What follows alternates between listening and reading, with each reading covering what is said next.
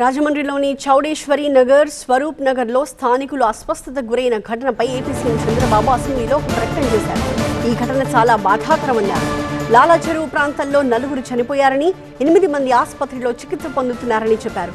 వారిలో 2 పరిస్థితి విషమంగా ఉందన్నారు. ఎవరైతే దీనికి ప్రధాన కారణమైనటువంటి వ్యక్తి పోలీస్ డిపార్ట్మెంట్ కస్టడీలో కూడా తీసుకున్నారు. ఇన్వెస్టిగేషన్ ముమ్మరంగా జరుగుతూ ఉంది. ఈ నమూనాలు కూడా state food laboratory Hyderabad, state food laboratory Visakhapatnam, Vimta labs హైదరాబాద్కి నమూనాలు పంపించారు. కేసు కూడా ఎవరైతే మృతురాలు తాడి కృష్ణవేణి కుమారుడు సీతారామయ్య ఇచ్చారు, దాన్ని ఆధారంగా చేసుకొని 194 సెక్షన్ కింద బిఎన్ఎస్ఎస్ కింద సెక్షన్ 174 సిఆర్పిసి కింద కేసు కూడా బుక్ చేశారు. ఇతను ఎవరైతే డైరీ మెయింటైన్ చేస్తున్నాడో అద్దాల గణేశ్వరరావు, అతన్ని పోలీసులు తీసుకొని మొత్తం కూడా ఇన్వెస్టిగేషన్ చేస్తున్నారు. ఏదేమైనా దిశ అన్ని విధాలు కూడా 360 డిగ్రీ ఇప్పుడే మంత్రి గారు చెప్పినట్టు ఎంక్వైరీ చేస్తున్నాం. నేను ఒకటే విజ్ఞప్తి చేస్తున్నా, ప్రతి ఒక్కరికి ఉదాసీనత ఏమాత్రం పనికిరాదు.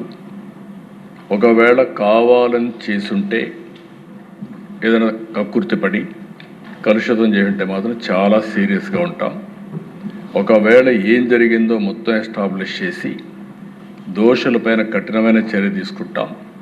మళ్ళా ఒకసారి విజ్ఞప్తి చేస్తున్న, రాష్ట్రంలో ఉండే ప్రతి ఒక్కరు కూడా కల్తీ చేయడం కానీ, అడల్ట్రేషన్ రావడం కానీ, ప్రజలకు ఇబ్బంది కలిగే విధంగా ఎవ్వరు ప్రవర్తించినా ఈ ప్రభుత్వం ఉదాసీనంగా ఉండదు, చాలా కఠినంగా ఉంటాం. ఆ విషయం గుర్తుపెట్టుకోవాల్సిందిగా మరొక్కసారి హెచ్చరిస్తూ, ఎవరైతే చనిపోయారో ప్రాథమికంగా 4 చనిపోయారు.